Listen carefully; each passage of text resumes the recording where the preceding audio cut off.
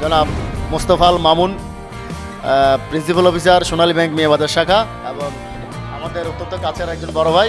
আমি এই পর্যায়ে মামুন ভাইকে বলবো আমাদের দেশি গল্প এবং আজকের এই ইফতার মাহফিলের যে আয়োজনটা এই সম্পর্কে ওনার মতামতটুকু তুলে ধরার জন্য। আসসালামু আলাইকুম।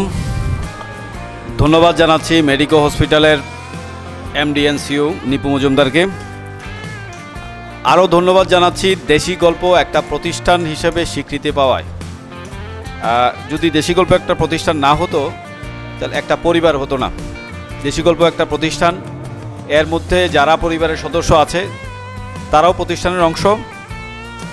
ভালো লাগছে এই প্রতিষ্ঠানের প্রত্যেক সদস্য এখন উপস্থিত আছেন, এবং আরও ইফতারির আগে আসলে বেশি কথাও বলা যাচ্ছে না, ইফতারি যেহেতু সামনে রেডি হচ্ছে। ধন্যবাদ জানাচ্ছি দেশি গল্পের পরিচালক মাইনুদ্দিন রনি এবং যিনি অ্যাঙ্কর করছেন শিফাত, ভালো অ্যাঙ্কর করার জন্য।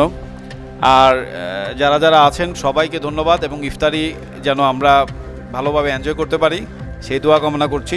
সর্বশেষ দেশি গল্পের উত্তরোত্তর সমৃদ্ধি কামনা করি, মেডিকো হসপিটালের উত্তরোত্তর সমৃদ্ধি কামনা করে আমার নাতি দীর্ঘ বক্তব্য শেষ করছি। ধন্যবাদ দেশি গল্প, ধন্যবাদ মেডিকো হসপিটাল।